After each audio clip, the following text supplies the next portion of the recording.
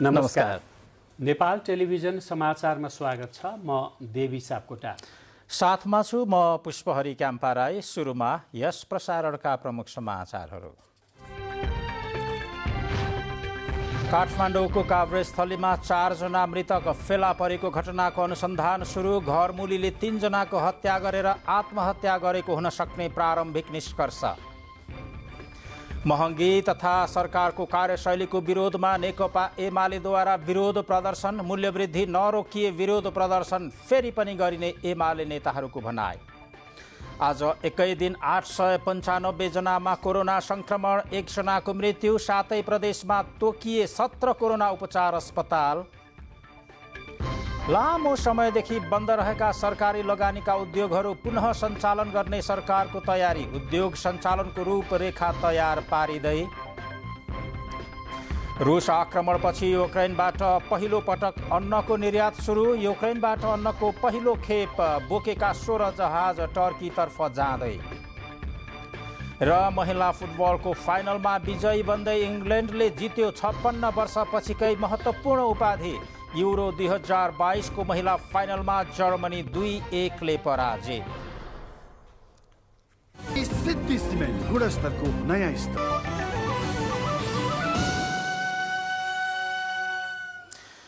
राति 8 बजेको नेपाल टेलिभिजन समाचारको यो बुलेटिनका समाचार क्रमको सुरुमा एउटा दुःखद खबर छ कि काठमाडौँको तारकेश्वर नगरपालिका वडा नम्बर 2 काभ्रेस्थलीमा एकै परिवारका 4 जना मृत अवस्थामा फेला परेको घटनामा घरमुलीले अरूको हत्या गरेर आफूले पनि आत्महत्या गरेको प्रारम्भिक अनुसन्धानमा देखिएको छ। काभ्रेस्थलीको पदमसालमा 1 तलाको घर बनाएर बसेका गोर्खा भीमसेन थापा गाउँपालिका वडा नम्बर 6 का 41 वर्षीय दिनेश पाण्डेले परिवारका सदस्यहरूको हत्या गरेर आफूले आत्महत्या गरेको प्रारम्भिक अनुसन्धानबाट देखिएको प्रहरीले जनाएको छ। पाण्डेकी श्रीमती 39 वर्षीय सुनिता, 13 वर्षीय छोरी र 8 वर्षका छोरा मृत फेला परेका हुन्। बिहान 8 बजे दिनेशकी छोरी विद्यालयमा नगएपछि छिमेकीले पाण्डेको घरमा गएर अवलोकन गरेका थिए। घरको झ्यालडोका बन्द रहेकाले छिमेकीले प्रहरी र स्थानीय निकायलाई खबर गरेपछि घरमा गएर हेर्दा 4 जना मृत अवस्थामा फेला परेको प्रहरीले जनाएको छ। 4 जनाको शव परीक्षणका लागि शिक्षण अस्पताल पुर्याइएको र घटनाको थप अनुसन्धान सुरु गरिएको प्रहरीले जनाएको छ। काठमाडौँ काभ्रेस्थलीको यो दुःखद खबरपछि अब अर्को समाचार छ। प्रमुख प्रतिपक्षी दल नेपाल कम्युनिस्ट पार्टी एमालेले महँगी, भ्रष्टाचार र सरकारको कामको विरोधमा प्रदर्शन गरेको छ। जनसरोकारका विषयमा राज्यलाई जवाफदेही बनाउनका लागि भन्दै खबरदारी गर्न एमालेले आज काठमाडौँमा विरोध प्रदर्शन गरेको हो। काठमाडौँको बसन्तपुरदेखि सुरु भएको विरोध प्रदर्शन सहितको र्याली शान्ति बाटिकामा पुगेर कोण सभामा परिणत भयो। प्रदर्शनमा पार्टीका काठमाडौँ उपत्यका भूगोलका 3वटै जिल्ला कमिटी, उपत्यका विशेष प्रदेश कमिटी र जनवर्गीय संगठन लगायतको सहभागिता रह्यो। सरकारले मूल्यवृद्धि नियन्त्रणमा कुनै पहल नगरेकाले खबरदारी गर्न प्रदर्शन गरिएको नेकपा एमालेका नेताहरूले बताउनुभयो। प्रमुख प्रतिपक्षी दलका नेता एवं पूर्व प्रधानमन्त्री केपी शर्मा ओलीले राष्ट्रियताभन्दा ठूलो व्यक्तिको पद र प्रतिष्ठा हुन नसक्ने बताउनु भएको छ। डाक्टर द्वारकानाथ ढुङ्गेलद्वारा लिखित चक्रव्यूहमा नेपालको जलस्रोत नामक पुस्तक लोकार्पण गर्दै नेता ओलीले आफूले पटक पटक राष्ट्रियताको पक्षमा अडान लिँदा प्रधानमन्त्री पदबाट हट्नु परेको पनि बताउनुभयो। उहाँले पछिल्लो पटक लिम्पियाधुरा र लिपुलेख नेपालको नक्सामा समेटेपछि प्रधानमन्त्रीबाट हटाइएको दावी गर्नुभयो। ओलीले जलस्रोतको बहुउपयोगबाट मात्र आर्थिक विकास सम्भव भएको पनि बताउनुभयो। जायज राष्ट्रिय हित र राष्ट्रिय स्वाभिमानका रक्षाका लागि नेपालीले त ज्यान दिएर यो देश बनाएका हुन्, नेपालीले ज्यान दिएर यो देशको रक्षा गरेका हुन् भने आज ज्यान दिइरहनु पर्ने आवश्यकता छैन, कमसेकम अडिएको छ। लड्नु पर्दैन, अडेर पुग्छ भनेर मैले पहिला भने। आज लडाइँ कार्यक्रममा पूर्व प्रधानमन्त्री लोकेन्द्र बहादुर चन्दले पछिल्लो समय राष्ट्रियताप्रतिको अडान खस्किएको भन्दै राष्ट्रहितका निम्ति आफ्नो अडान कायम राख्नुपर्ने बताउनुभयो। राष्ट्रिय प्रजातन्त्र पार्टीका नेता पशुपति शमशेर राणाले महाकाली सन्धिलाई अगाडि बढाएर राष्ट्रिय हितमा उपयोग गर्नुपर्ने बताउनुभयो। पूर्व मन्त्री एवं भारतका लागि नेपालका राजदूत दीप कुमार उपाध्याय, पूर्व मन्त्री एवं पूर्व राजदूत उपाध्याय, लोकसेवा आयोगका सदस्य माधव बेलबासे, एसियाली विकास बैंकका पूर्व अध्यक्ष बिन्दुनाथ लोहनी र वरिष्ठ अधिवक्ता सुरेन्द्र भण्डारीले पुस्तकले देशको जलस्रोतका बारेमा दीर्घकालीन नीति निर्माण गर्न सहयोग पुग्ने बताउनुभयो।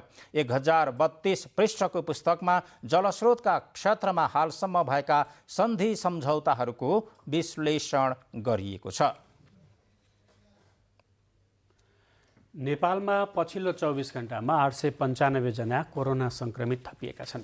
यस अवधिमा संक्रमणबाट 1 जनाको मृत्यु भएको छ भने 264 जना संक्रमण मुक्त भएका छन्। कोरोनाबाट संक्रमितको संख्या दिनहुँ बढ्न थालेपछि आवश्यक स्वास्थ्य मापदण्ड पालना गर्न विज्ञहरूले सुझाएका छन्। स्वास्थ्य मन्त्रालयले सार्वजनिक गरेको तथ्याङ्क अनुसार पछिल्लो समय कोरोना संक्रमणको जोखिम बढ्दै गएको छ। पछिल्लो एक सातामा मात्रै 4462 जनामा कोरोना भाइरसको संक्रमण पुष्टि भएको छ। साउन महिना यता संक्रमणको दर पनि बढ्दै गएको छ। पछिल्लो समय कोरोना संक्रमणबाट 13 जनाले ज्यान गुमाएका छन्। अहिलेको कोरोना नयाँ भेरिएन्ट नभई तेस्रो भेरिएन्टकै नयाँ स्वरूप सक्रिय भएको स्वास्थ्य मन्त्रालयले जनाएको छ। कोभिड-19 को हामी कहाँ तेस्रो लहर जुन भेरिएन्टले आयो त्यो भनेको ओमिक्रोन भेरिएन्ट हो, जुन बढी संक्रामक छ। हामी कहाँ त्यही भेरिएन्ट नै छ अहिले पनि, तर त्यसका बनावटहरू, त्यसको प्रोटिनको बनावटहरू, जुन भाइरसको बनावट हुन्छ त्यसमा केही परिवर्तन भएका भाइरसहरू पनि छन्, तर भेरिएन्ट चाहिँ समग्रमा ओमिक्रोन भेरिएन्टकै संक्रमण छ। अहिले संक्रमणको जोखिम बढेसँगै उचित सावधानी अपनाउन र जनस्वास्थ्यका मापदण्ड कडाइका साथ पालना गर्न पनि मन्त्रालयले सबैमा आह्वान गर्दै 10 बुँदे अनुरोध जारी गरिसकेको छ। यो भाइरस संक्रामक रहेको र समुदायमा फैलिन नदिनका लागि पनि सबैले संक्रमण रोकथाम र नियन्त्रणका लागि सावधानी र सतर्कता एक मात्र विकल्प भएको भनाई मन्त्रालयको छ। अहिलेको अवस्था अलिक बढी जोखिमपूर्ण छ। हामीले अलिकति समय अझै धैर्यता लिएर संक्रमण रोकथाम नियन्त्रण गर्नका लागि जनस्वास्थ्यका मापदण्ड र यो स्वास्थ्य जटिलताहरू रोक्न अथवा मानिसहरूको मृत्युहरू रोक्नलाई कोभिड-19 विरुद्धको खोपलाई प्राथमिकतामा राखेर सबैले आफ्नो ठाउँबाट खोप लगाउने, जनस्वास्थ्यका मापदण्ड पालना गर्ने गराउने कुराहरू चाहिँ गर्न सक्यौँ भने हामीले जोखिमलाई समयमै कम गर्न सक्छौँ। साउन महिना यता बढ्दै गएको संक्रमणबाट दैनिक जसो एक न एक संक्रमितको मृत्यु भइरहेको छ। पछिल्लो मृत्यु हुनेमा खोप नलगाउनेको संख्या धेरै रहेको छ। हालसम्म 2,05,60,000 नेपालीले पूर्ण खोप लगाएको स्वास्थ्य तथा जनसङ्ख्या मन्त्रालयले जनाएको छ। क्यामेरामा अशोक बस्नेतका साथमा दिलीपा श्री अधिकारी, नेपाल टेलिभिजन, काठमाडौँ। यसैबीच स्वास्थ्य तथा जनसङ्ख्या मन्त्रालयले कोरोना भाइरसको संक्रमण बढ्दै गएपछि 7वटै प्रदेशका अस्पतालमा उपचारको व्यवस्था गरेको छ। मन्त्रालयले 7वटै प्रदेशमा 17वटा अस्पतालमा उपचारको व्यवस्था मिलाएको हो। मन्त्रालयका सहप्रवक्ता डाक्टर समीर कुमार अधिकारीले कोरोना भाइरसको मध्यम र गम्भीर अवस्थाका बिरामीलाई उपचारका लागि 7वटै प्रदेशमा रहेका 17 सङ्घ र प्रादेशिक अस्पतालको व्यवस्था गरिएको जानकारी दिनुभयो। प्रदेश नम्बर 1 को कोशी अस्पताल विराटनगर र बीपी कोइराला स्वास्थ्य विज्ञान प्रतिष्ठान धरान, मध्य प्रदेशको जनकपुर प्रादेशिक अस्पताल जनकपुर र नारायणी अस्पताल वीरगञ्ज रहेका छन्। यस्तै बागमती प्रदेशको शुक्रराज ट्रपिकल तथा सरुवा रोग अस्पताल टेकु, भरतपुर अस्पताल चितवन, वीर अस्पताल काठमाडौँ, त्रिवी शिक्षण अस्पताल काठमाडौँ र पाटन स्वास्थ्य विज्ञान प्रतिष्ठान तथा गण्डकी प्रदेशमा पोखरा स्वास्थ्य विज्ञान प्रतिष्ठान र धौलागिरी अस्पताल बागलुङ रहेका छन्। यस्तै लुम्बिनी प्रदेशको लुम्बिनी प्रादेशिक अस्पताल बुटवल र भेरी अस्पताल नेपालगञ्ज, कर्णाली प्रदेशमा कर्णाली स्वास्थ्य विज्ञान प्रतिष्ठान जुम्ला र सुर्खेत प्रादेशिक अस्पताल वीरेन्द्रनगर तथा सुदूरपश्चिम प्रदेशमा सेती प्रादेशिक अस्पताल धनगढी र डडेलधुरा अस्पताल रहेका छन्। समाचारको क्रम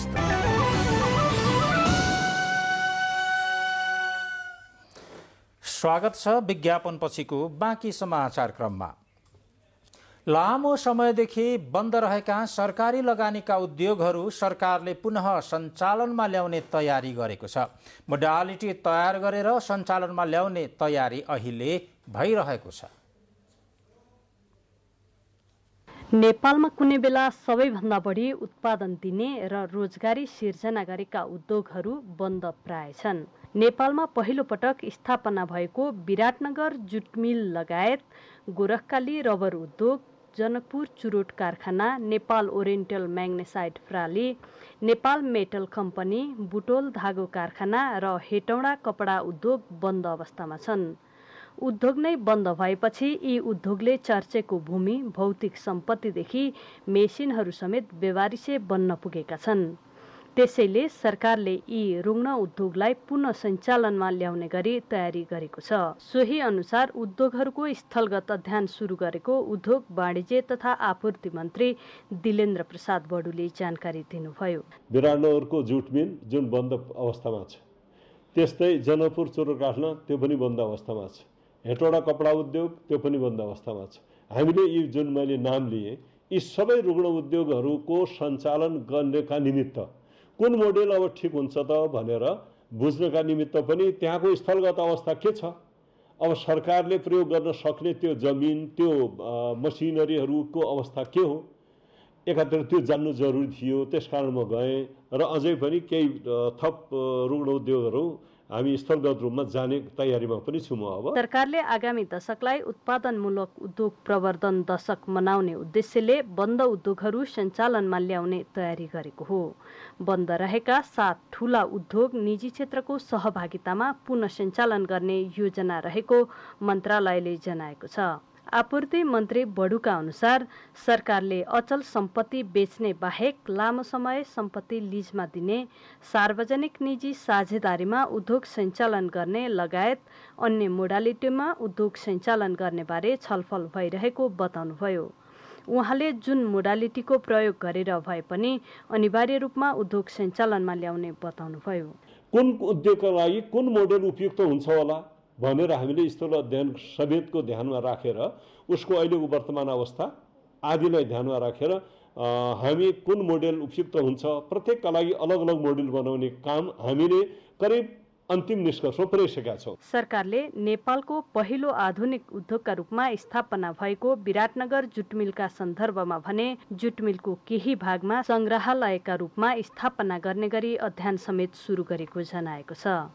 सलोजा दाहाल, नेपाल टेलिभिजन, काठमाडौँ। उद्योगहरू रुग्ण हुँदा धेरैको रोजगारी गयो, कतिको रुवाबासी भयो। तर अब सरकारको यो पहलले केही आशा जगाउन थालेको छ। यसैबीच श्रम, रोजगार तथा सामाजिक सुरक्षा मन्त्री शेरबहादुर कुँवरले स्वदेशमै रोजगारीको वातावरण बनाउनु पर्ने बताउनु भएको छ। प्रतिनिधि सभाको उद्योग तथा वाणिज्य र श्रम तथा उपभोक्ता हित समितिले वैदेशिक रोजगार र श्रम सम्बन्धी रहेका समस्याका सम्बन्धमा गरेको छलफलमा उहाँले स्वदेशमा नै श्रमिकलाई श्रम गर्न जनचेतना जगाउनु पर्ने बताउनु भएको हो। यो श्रम मार्केटलाई बन्द गर्ने स्थिति छैन, किनकि हामी आफै खेल्ने स्थितिमा छैनौँ। आफै खेल्नु, रोजगारीले आफै खेल्न नसक्ने स्थिति भएको कारण वैदेशिक रोजगार मार्केटलाई छोड्नुपर्छ भन्ने हाम्रो मान्यता छ। समितिका सभापति विमल श्रीवास्तवले नेपाली श्रमिकलाई विदेश नपठाई स्वदेशमा नै रोजगारी सिर्जना गर्नुपर्ने धारणा राख्नुभयो। श्रमिकलाई विदेशमा पठाउनुभन्दा स्वदेशकै उद्योग, कल कारखानाका काममा लगाउनु पर्नेमा उहाँले जोड दिनुभयो। हाम्रो महिलाहरूले चाहिँ छलफलमा वैदेशिक रोजगार विभागका महानिर्देशक शेष नारायण पौडेलले कोरोना महामारीले वैदेशिक रोजगारमा जानेको संख्या घटे पनि अहिले फेरि बढेको बताउनुभयो। गत आर्थिक वर्षमा 1,66,000 वैदेशिक रोजगारीमा गएकामा चालु आर्थिक वर्षमा त्यो संख्या बढेर 6,21,000 पुगेको उहाँले जानकारी दिनुभयो। निर्वाचन आयोगले प्रतिनिधि सभा र प्रदेश सभा सदस्य निर्वाचनको मिति आगामी मङ्सिर 2 गतेका लागि प्रस्ताव गरेको पनि 1 महिना पुग्न लाग्यो। सरकारले अहिलेसम्म निर्वाचनको मिति घोषणा गरेको छैन। तर आगामी मङ्सिरभित्रै सङ्घीय निर्वाचन हुने गरी सरकारले निर्वाचनको मिति घोषणा गर्ने तयारी गरेको छ। निर्वाचन आयोगले गत असार 22 गते प्रतिनिधि सभा र प्रदेशसभा सदस्य निर्वाचनको मिति प्रस्ताव गरेको थियो। आयोगले प्रस्ताव गरेको मिति आउन अब 109 दिन मात्र बाँकी छ। तर पनि सरकारले अहिलेसम्म निर्वाचनको मिति घोषणा गरेको छैन। निर्वाचनको मिति घोषणा गर्न प्रधानमन्त्री शेरबहादुर देउवाले सत्ता साझेदार दलहरूसँग परामर्श गरिरहनु भएको छ। तर पनि निर्वाचनको मिति घोषणाबारे टुङ्गो लाग्न सकेको छैन। अर्कोतर्फ आयोगले प्रस्ताव गरेको मितिभित्र निर्वाचन घोषणा हुन नसके पनि आगामी मङ्सिर महिनाभित्रै निर्वाचनको मिति घोषणा गर्ने तयारी भने सरकारको छ। अहिले सरकारमा सामेल रहेका गठबन्धन दलका शीर्ष नेताहरू समेतले हामी छिट्टै यसबारे निर्णय लिन्छौँ, छिट्टै मिति घोषणा हुन्छ भनेर भनिसकेका अवस्था हुनाले अब हामी छिट्टै नै गर्छौँ र यसको प्रक्रियागत ढङ्गले गर्ने भनेकै हामी क्याबिनेटबाट गर्ने हो र आगामी क्याबिनेटमा हामी सरसल्लाह गरेर उपयुक्त समय तोक्छौँ भनेर क्याबिनेट निर्णय गर्छन्। सत्तारूढ दलका शीर्ष नेताहरूले पनि चाँडै नै निर्वाचनको मिति घोषणा गर्ने अभिव्यक्ति दिँदै आउनु भएको छ। तर आयोगले प्रस्ताव गरेको मिति नजिकै गर्दा निर्वाचनको मिति घोषणा नहुँदा कतै निर्वाचन सर्ने त होइन भन्ने आशंकाहरू पनि उब्जिरहेका छन्। प्रमुख प्रतिपक्षी दल नेकपा एमाले त सरकार निर्वाचन सार्न खोजिरहेको आरोप लगाइरहेको छ। सरकारले भने प्रतिनिधि सभा र प्रदेशसभा सदस्य निर्वाचनको मिति मङ्सिरभन्दा पर नजाने स्पष्ट पारेको छ। अहिले मङ्सिरभित्र गर्ने कुरा बाहेक अन्य चर्चा आशंका र चर्चाका विषय हुन सक्दछन्। तर अहिले हामी मङ्सिरभित्र गर्ने विषय बाहेक अन्य कुरा केही आएको छैन, त्यसरी भन्न मिलेन। अवश्य पनि हामी समयमै निर्वाचन सम्पन्न गर्छौँ। 2074 सालमा प्रतिनिधि सभा र प्रदेशसभा सदस्य निर्वाचन 2 चरणमा भएको थियो। पहिलो मङ्सिर 10 र दोस्रो मङ्सिर 21 गते भएको थियो। तर अहिले आयोगले एकै चरणमा निर्वाचनको मिति प्रस्ताव गरेको छ। मङ्सिर 10 गते भन्दा पछि निर्वाचनको मिति प्रस्ताव गर्दा मौसमका कारण हिमाली क्षेत्रमा निर्वाचन गर्न असम्भव जस्तै रहेको पनि आयोगले जनाउँदै आएको छ। अर्कोतर्फ आयोगले भने आगामी मङ्सिर 22 गते प्रतिनिधि सभा सदस्य र प्रदेशसभा सदस्यको पदावधि समाप्त हुने स्पष्ट पारिसकेको अवस्थामा निर्वाचनको मिति जतिसक्यो चाँडो घोषणा गर्नुपर्ने देखिन्छ। क्यामेरामा शङ्कर बुढाथोकीका साथ सन्तोष थिताल, नेपाल टेलिभिजन। ललितपुर जिल्ला अदालतले नेपाल कम्युनिस्ट पार्टीका महासचिव नेत्र विक्रम चन्द विप्लव, खड्गबहादुर विश्वकर्मा प्रकाण्ड सहितका नेताहरूको नाममा पक्राउ पूर्जी जारी गरेको छ। अदालतले हतियार तथा खर खजाना समेतको मुद्दा, विस्फोटक पदार्थ, कर्तव्य ज्यान र राज्य विरुद्धको अपराध समेतको मुद्दामा पक्राउ पूर्जी जारी गरेको हो। म्याद बेपत्ते तामेल भएकोले 2079 साउन 6 गतेको आदेश अनुसार मुलुकी फौजदारी कार्यविधि संहिता 2074 को दफा 58 को 13 अनुसार 35 दिने पक्राउ पूर्जी जारी गरिएको ललितपुर जिल्ला अदालतले जनाएको छ। 35 दिनभित्र अदालतमा उपस्थित हुन पक्राउ पूर्जी मार्फत भनिएको छ। अदालतले हतियार तथा खर खजाना मुद्दामा नेता विप्लव सहित मोहन कार्की, भक्तपुर जिल्ला इन्चार्ज टेक बहादुर केसी, भरत बहादुर बम र पदम बहादुर राईको नाममा पनि म्याद जारी गरेको छ। समाचारको क्रम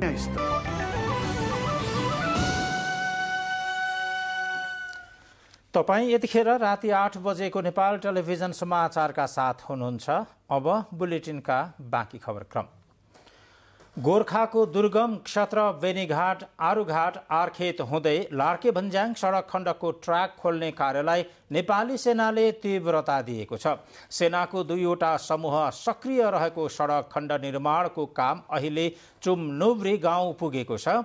सडक सुविधा पुगेपछि गोर्खा जिल्लाको धार्चे र चुमनुब्री गाउँपालिका मात्र नभई देशकै उत्तर दक्षिण यातायात मार्गमा महत्त्वपूर्ण उपलब्धि हुने नेपाली सेनाका अधिकारीहरूले बताएका छन्। दुर्गम ठाउँ र कठिन निर्माण कार्यका कारण निजी क्षेत्रका निर्माण कम्पनीले काम गर्न नसकेपछि सडक निर्माणको जिम्मा नेपाली सेनालाई दिएको हो। लमजुङमा जबरजस्ती करणीमा पर्ने पीडितहरूमध्ये प्राय सबै 20 वर्ष मुनिका रहेको प्रहरीले जनाएको छ। जिल्लामा गत आर्थिक वर्षमा मात्रै जबरजस्ती करणी सम्बन्धी 20 वटा घटना भए, तिनमा 20 वर्ष उमेर मुनिका 19 जना बालिका पीडित रहेको लमजुङका प्रहरी प्रमुख एवं प्रहरी नायब उपरीक्षक कृष्ण बहादुर कार्कीले जानकारी दिनुभयो। किशोरी समूहका बाल बालिका यस्ता घटनामा अन्य भन्दा धेरै जोखिममा रहेको उहाँले जानकारी दिनुभयो। रूपन्देहीमा स्रोत नखुलेको 12.5 लाख रुपियाँ सहित एक व्यक्ति पक्राउ परेका छन्। सिद्धार्थनगर नगरपालिका 1 बाइपासमा मोटरसाइकल चेक जाँचका क्रममा मोटरसाइकलमा सवार आशिष साहु रकमसहित पक्राउ परेको जिल्ला प्रहरी कार्यालय रूपन्देहीका प्रहरी निरीक्षक वेद बहादुर पौडेलले जानकारी दिनुभयो। पक्राउ परेका व्यक्ति भारतको उत्तर प्रदेश जिल्ला महाराजगञ्ज जुगौलीका नागरिक रहेको प्रहरीले जनाएको छ। रूपन्देहीको गैडहवा गाउँपालिकाको कार्यालयमा 2 सातादेखि तालाबन्दी हुँदा सेवाग्राही मर्कामा परेका छन्। गाउँपालिकामा आर्थिक अनियमितता भएको भन्दै जनप्रतिनिधिले नै कार्यालयमा तालाबन्दी गरेका हुन्। विभिन्न 11वटा माग राख्दै स्थानीय जनप्रतिनिधिले पालिकामा ताला लगाएका हुन्। गाउँपालिकामा अनियमितता भएको भन्दै नेपाली काङ्ग्रेस, जनमत पार्टी र स्वतन्त्रबाट निर्वाचित जनप्रतिनिधिहरूले तालाबन्दी गरेको बताइएको छ। राजस्व सङ्कलनमा दुरुपयोग भएकाले प्रमुख प्रशासकीय अधिकृत र सम्बन्धित कर्मचारीलाई कारबाही गरिनुपर्ने, किसानलाई क्षतिपूर्ति दिनुपर्ने, प्रमुख प्रशासकीय अधिकृतको दोहोरो सुविधा हटाउनुपर्ने लगायत माग राखिएको वडा नम्बर 6 का वडा अध्यक्ष सुरेन्द्र सिंह कुर्मीले जानकारी दिनुभयो। बुलेटिनको बीचमा प्रमुख समाचार फेरि एकपटक।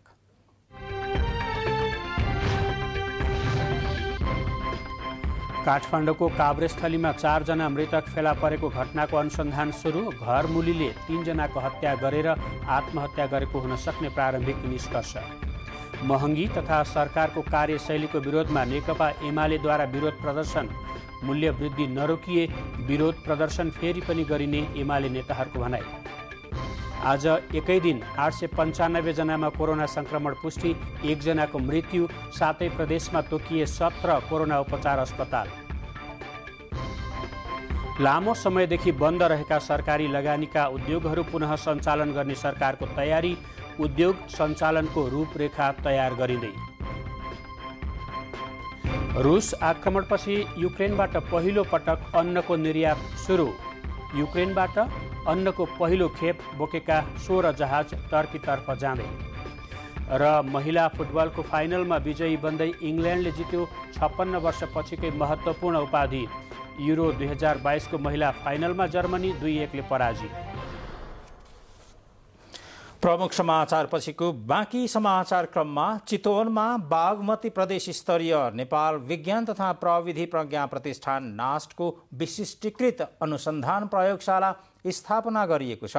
भरतपुरको रामपुर स्थित कृषि तथा वन विज्ञान विश्वविद्यालय परिसरमा शहरी विकास तथा वातावरण हेर्ने गरी स्थापना गरिएको विशिष्टीकृत अनुसन्धान प्रयोगशालाको शिक्षा, विज्ञान तथा प्रविधि मन्त्री देवेन्द्र पौडेलले उद्घाटन गर्नुभयो। त्यस अवसरमा मन्त्री पौडेलले बागमती प्रदेशका धेरै स्थानीय तहहरू शहरीकरणतर्फ अगाडि बढिरहँदा विशिष्टीकृत अनुसन्धान प्रयोगशाला स्थापना हुनुले विकासमा ठूलो टेवा पुग्ने बताउनुभयो। उठाएर लानै पर्छ सिस्टममा लगिन्छ। अब हामी सँगै जोडेर लिएर जानु काम छोडेर जानै पर्छ। कार्यक्रममा कृषि तथा वन विज्ञान विश्वविद्यालयका उपकुलपति प्राध्यापक डाक्टर पुण्य प्रसाद रेग्मीले विश्वविद्यालयको स्तर वृद्धिमा विशिष्टीकृत अनुसन्धान प्रयोगशालाले नयाँ आयाम थपेको बताउनुभयो। चालु आर्थिक वर्षमा सबै प्रदेशमा अनुसन्धान केन्द्र स्थापना गरिने नास्टले जनाएको छ। गएको आर्थिक वर्षमा प्रसुति जोखिम भएका ओखलढुङ्गाका 35 जना गर्भवती तथा सुत्केरी महिलालाई हेलिकप्टर मार्फत निःशुल्क उद्धार गरिएको छ। महिला, बालबालिका तथा ज्येष्ठ नागरिक मन्त्रालय मार्फत राष्ट्रपति महिला उत्थान कार्यक्रम अन्तर्गत दुर्गम क्षेत्रका ज्यान जोखिममा परेका गर्भवती तथा सुत्केरी महिलाहरूलाई उद्धार गरिएको ओखलढुङ्गाका सहायक प्रमुख जिल्लाधिकारी सन्ध्या सिगदेलले जानकारी दिनुभयो। जोखिममा रहेका गर्भवती तथा सुत्केरी महिलालाई हवाई उद्धार सम्बन्धी कार्यविधि 2075 अनुसार जिल्ला प्रशासन कार्यालय ओखलढुङ्गाले समन्वय गरेर उद्धार गर्दै आएको छ। यो कार्यक्रमबाट दुर्गममा जीवन मरणको जोखिममा परेका महिलाहरू लाभान्वित हुनुभएको छ। चालु आर्थिक वर्षमा पनि ओखलढुङ्गा जिल्लाबाट 2 जना गर्भवती महिलाको उद्धार गरिएको छ। वेतन कर्णाली जलविद्युत आयोजनाको 530 मिटर सुरुङ खन्ने काम सकिएको छ। 439 मेगावाट क्षमताको अर्धजलाशययुक्त आयोजनाको कर्मचारी आवास र पहुँच मार्ग निर्माण भइसकेकाले चालु आर्थिक वर्षभित्रै ठेक्का सम्झौता गरेर आउँदो वर्षदेखि निर्माणमा जान सकिने परियोजना प्रबन्धक उपेन्द्र नेउपानेले जानकारी दिनुभयो। नेउपानेले आयोजनाको वातावरणीय प्रभाव मूल्याङ्कनको काम भइरहेको तथा अछाम र सुर्खेतको सिमानाको क्षेत्रका जग्गाधनीहरूलाई मुआवजा वितरणको काम प्रक्रियामै रहेको पनि जानकारी दिनुभयो। महोत्तरीको बर्दिवास नगरपालिका वडा नम्बर 1 को मुख्य चोकमा आग लागिबाट करोडौं रुपैयाँको क्षति भएको छ। व्यापारिक प्रतिष्ठान रहेको 3 तले भवनको माथिल्लो तलामा आज विद्युत सर्ट भएर आगो सल्किएको इलाका प्रहरी कार्यालय बर्दिवासले जनाएको छ। बैंक सहित अन्य व्यापारिक प्रतिष्ठान समेत रहेको बहुतले भवनमा लागेको आगोले माथिल्लो तलाको जिमखानामा मात्र क्षति पुर्याएको प्रहरीको भनाइ छ। इलाका प्रहरी कार्यालय बर्दिवासका प्रमुख तथा प्रहरी नायब उपरीक्षक रवि रावलले माथिल्लो तलामा धुवाँ देखिएपछि स्थानीय प्रहरी र दमकलको सहायतामा आगो नियन्त्रण गरिएको बताउनुभयो। युग कवि सिद्धिचरण श्रेष्ठको 110औं जन्म जयन्ती उहाँको काव्य जीवनीको सम्झना गरी मनाइएको छ। जन्म जयन्तीको अवसर पारेर नेपाल प्रज्ञा प्रतिष्ठानले बहुभाषिक युग कवि श्रेष्ठ विषयक विचार गोष्ठी तथा रचना वाचन कार्यक्रम आयोजना गरेको हो। स्वच्छन्दतावादी काव्यधारका प्रवर्तक सिद्धिचरण श्रेष्ठ नेपाली साहित्यमा युग कवि र नेपाल भाषामा कवि रत्नका रूपमा चिनिनुहुन्छ। युग कवि श्रेष्ठले कविता, गीत, खण्डकाव्य, नाटक, पद्य नाटक, कथा, निबन्ध, समालोचना, यात्रा, संस्मरण लगायत विधामा कलम चलाउनु भएको थियो। उहाँका मेरो प्यारो ओखलढुङ्गा, निर्झर, भीमसेन थापा, जुनकिरी लगायत रचनाहरू बढी चर्चामा छन्। विक्रम सम्वत 1969 जेठ 9 गते ओखलढुङ्गाको ओखलढुङ्गा बजारमा जन्मनुभएका युग कवि श्रेष्ठको 2049 साल जेठ 22 गते निधन भएको थियो। पशुपति आरती सेवा समिति गठन भएको 15 वर्ष पुरा भएको छ। आरती सेवा सुरु भएको अवसरमा आरती सेवा समितिले पाशुपत क्षेत्रमा विशेष आरती समारोहको आयोजना गरेको छ। साउन 2064 मा आरती सेवा समिति गठन भएको हो।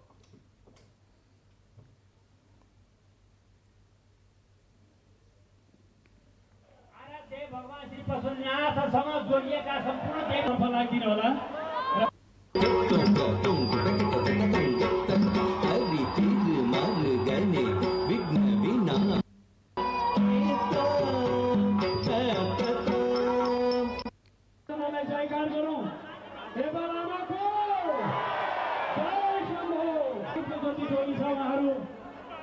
सङ्गीतको लागि आर्थिक गायनको लागि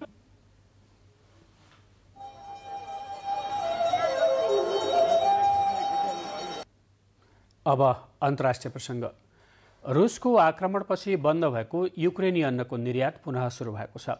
ठप्प जस्तै रहेको युक्रेनी अन्नको पहिलो खेप बोकेर पानी जहाज टर्की जाने भएका छन्। टर्कीका राष्ट्रपतिका प्रवक्ता इब्राहिम कलिनले युक्रेनबाट अन्न ल्याउने बारेमा संयुक्त कार्यदल बनाएर योजना बनाइएको र त्यसले पूर्णता पाएको बताउनु भएको एपी समाचार संस्थाले जनाएको छ। यसले विश्वकै प्रमुख अन्न निर्यात मुलुक युक्रेनबाट अब पुनः बाहिरी संसारमा निर्वाध अन्न निकासीले निरन्तरता पाउने विश्वास लिएको छ।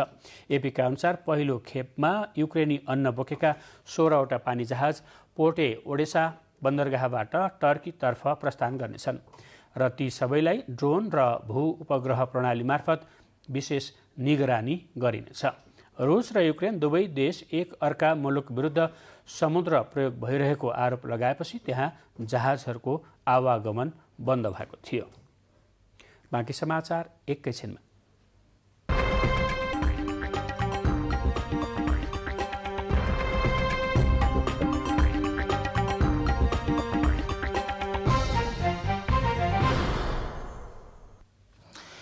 बाँकी समाचारको सुरुमा आर्थिक समाचारको पालो।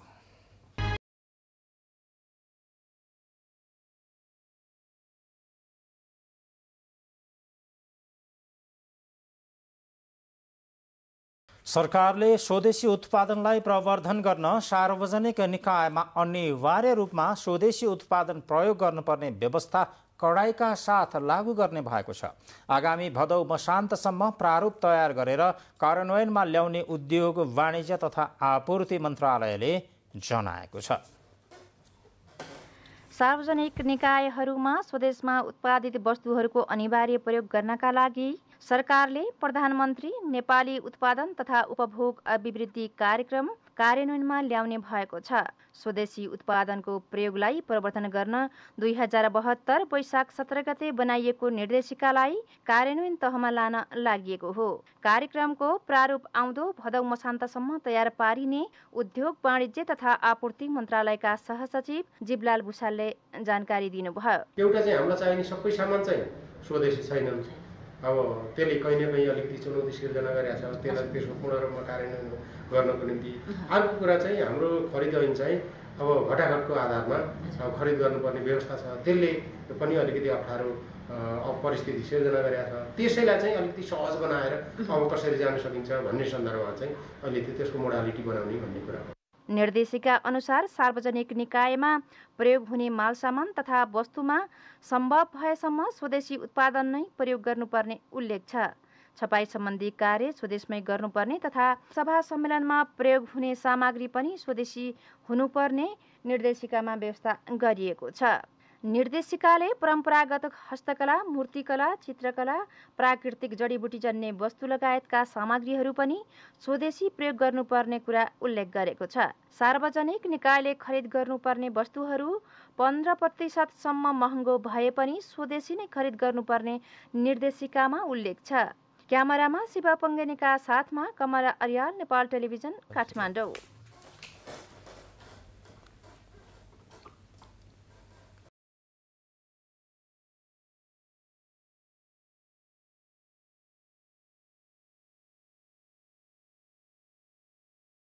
अब खेल।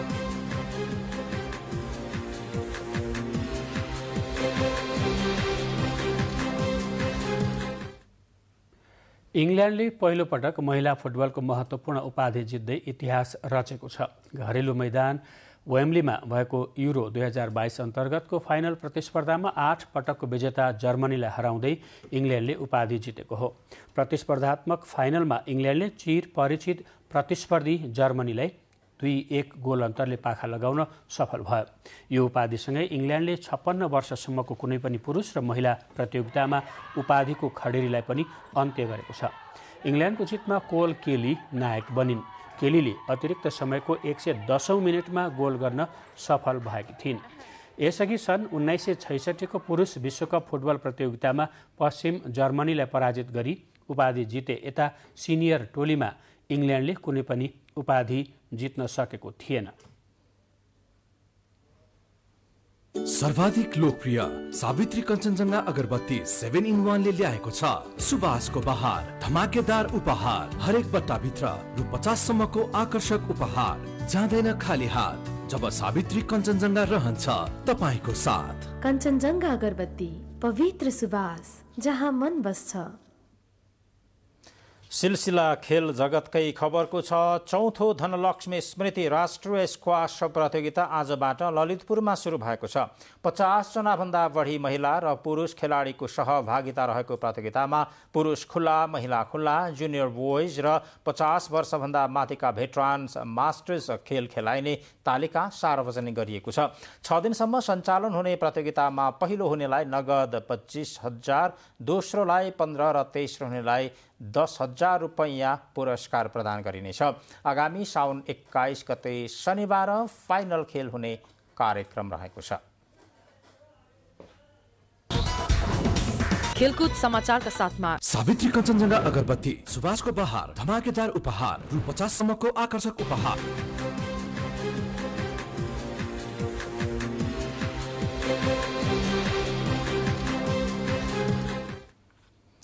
खेलकुद समाचारपछि अब मौसम सम्बन्धी जानकारी। देशभर आज राति सामान्य बदली रही पहाडी भूभागका केही स्थानहरूमा र बाँकी भूभागका थोरै स्थानहरूमा मेघ गर्जन सहित हल्कादेखि मध्यम वर्षाको सम्भावना रहनुका साथै प्रदेश 1, मधेस, बागमती र गण्डकी प्रदेशका केही स्थानहरूमा भारी वर्षाको सम्भावना रहेको मौसम पूर्वानुमान महाशाखाले जनाएको छ। काठमाडौँमा आज राति न्यूनतम तापक्रम 19 र 21 तथा भोलि दिउँसो अधिकतम तापक्रम 26 र 28 डिग्री सेल्सियसका बीच रहने अनुमान गरिएको छ। अब थप विवरण।